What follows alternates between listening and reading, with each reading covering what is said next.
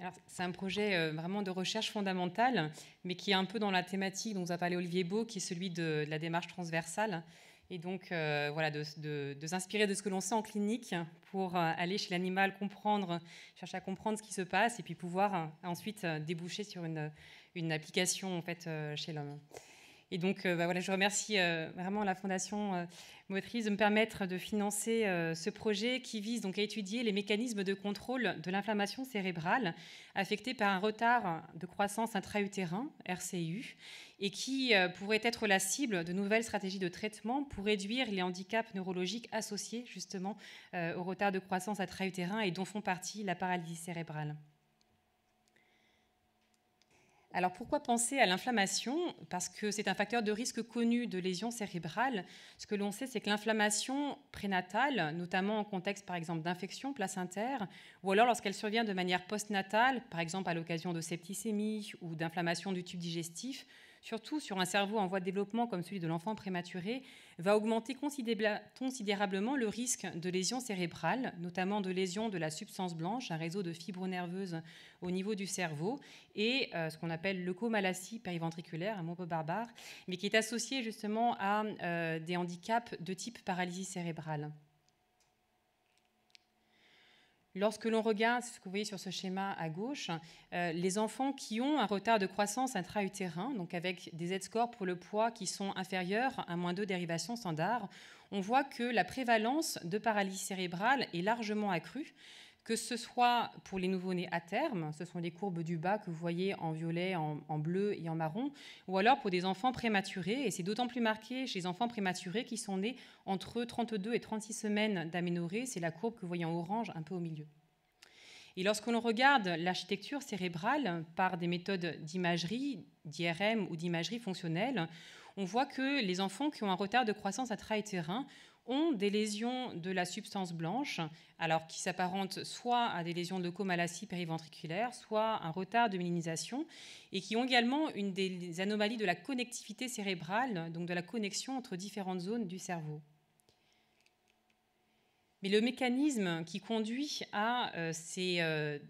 troubles du développement neurologique chez les enfants affectés par un RCU est encore mal connu. Mais devant la similitude que l'on a entre les lésions observées chez les enfants qui ont un retard de croissance intra-utérin et ceux qui sont affectés par des infections pré- ou postnatales, surtout lorsqu'ils sont prématurés, on s'est dit que peut-être qu'une inflammation cérébrale pouvait être associée à une hypotrophie, un retard de croissance intra-utérin, et favoriser la genèse de ces anomalies du développement neurologique.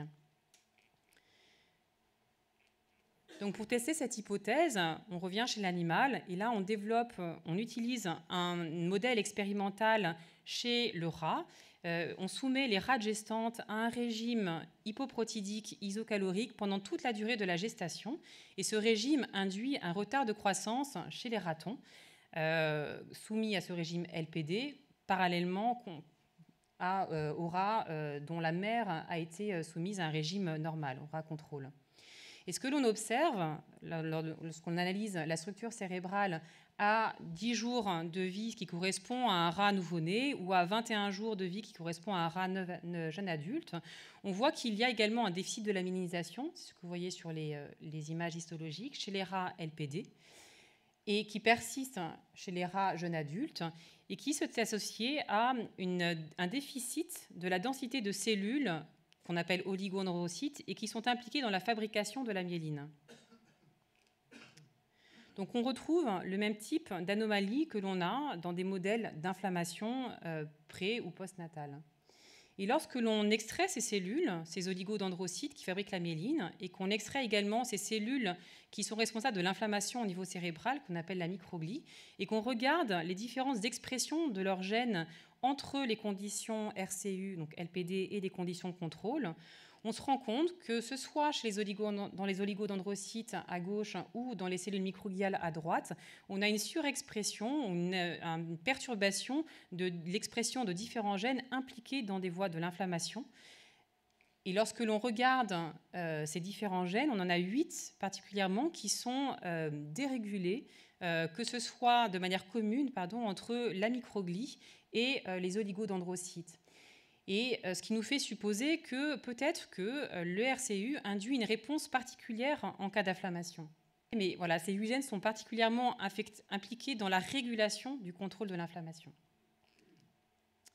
Donc pour tester, tout survient comme si le RCU finalement induisait une surexpression, en tout cas une dérégulation de certains gènes qui sont impliqués dans le contrôle de l'inflammation. Puis finalement, lorsque survient un stimulus inflammatoire, alors chez l'homme,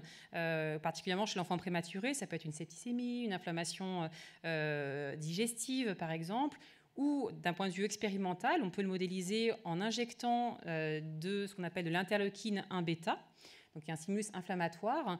on va favoriser la genèse de lésions cérébrales. Et donc l'idée, c'est de se dire que effectivement, si on peut empêcher la suractivation de la microglie, donc cette cellule inflammatoire du cerveau, on va peut-être permettre justement d'empêcher la survenue de ces lésions cérébrales. Donc l'objectif de cette recherche, ce sera d'étudier les mécanismes d'exacerbation de l'activation microgliale en définissant quels sont les gènes ou les régulateurs de ces gènes, que l'on appelle des micro-ARN, qui sont le plus pertinent dans la genèse de ces lésions cérébrales, quels sont ceux qui ont le rôle le plus pertinent dans la régulation de l'inflammation cérébrale et qui sont le plus affectés par le retard de croissance intra-utérin. Et le but est ensuite de voir si ces gènes cibles ou ces régulateurs de gènes cibles peuvent être des cibles de traitement pour prévenir, diminuer les lésions cérébrales associées à un retard de croissance intra-utérin. Donc le bénéfice attendu, c'est vraiment la définition de nouvelles cibles de traitement pour réduire les dommages cérébraux associés au retard de croissance intra-utérin. Donc ce travail nécessite une collaboration entre différentes équipes, l'unité INSERM 1141 dans laquelle je travaille, mais également Daniel Véman qui travaille à l'Institut Cochin à Paris qui permet de faire cette étude comparative génomique, l'École polytechnique fédérale de Lausanne et l'ITMI à l'Université de Genève avec Johan van der Looy et Stéphane Sizonenko qui nous permet de faire l'étude en IRM mais ex vivo. Et puis l'Institut Langevin avec Michael Tanter qui a développé une stratégie très intéressante et très innovante d'imagerie qui permet de faire de l'imagerie in vivo, que ce soit chez l'animal mais également chez l'homme, et qui permet justement d'avoir vraiment une pertinence aussi dans notre stratégie qui est très intéressante. Donc je remercie évidemment pour leur collaboration, et puis je vous remercie aussi pour votre attention.